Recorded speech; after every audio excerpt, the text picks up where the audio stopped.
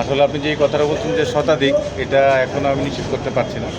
কারণটা আমি বলছি যে সকালবেলায় যখন আমরা ফ্যাক্টরিতে আসি, তো ফ্যাক্টরিতে আসার পর দেখলাম যে কয়েকজন শ্রমিক হঠাৎ করে ভমিটিং একটা প্রবণতা আছে এবং ডিসেন্ট্রি একটা প্রবণতা নিয়ে এক দুদিন করে নামতেছে।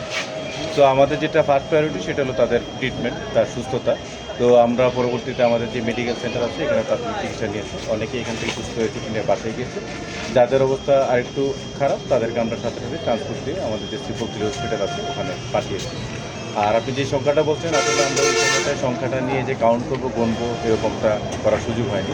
আর যদি সংখ্যাটা প্রয়োজনীয় হয় তাহলে আমি এখন হসপিটালে যাব আমার যে আপডেটটা আছে সেটা নেওয়ার জন্য। ওখানে আমার লোকজন কাজ করছে, এডমিনার 2 জন আছেন, ওয়ার্কার 3 জন আছেন। ওটা শেষ করে পরবর্তীতে যদি সংখ্যার দরকার হয় আমি সংখ্যাটা আপনাকে বলতে পারছি কয়জন থাকছে। অসুস্থ হওয়ার কারণ আপনারা সবাই জানেন যে গত 2 দিন যাবতই যে পানির যে জলাবদ্ধতাটা আছে সেই জলাবদ্ধতাটা আমার ওয়ার্কাররা অনেকেই আছে আমার ফ্যাক্টরির আশেপাশেই থাকে।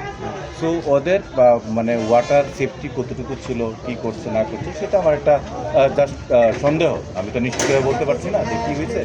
আর ডক্টরের সাথে কথা হয়েছে, ওনারা এখনও কনফার্ম করতে পারেননি যে আসলে কী জন্য ঘটনাটা ঘটেছে। সেটা আমি হসপিটালে যাব, ওনারা যদি যেই ফিডব্যাকটা দেয় আমি আপনাদের সাথে শেয়ার করতে পারবো।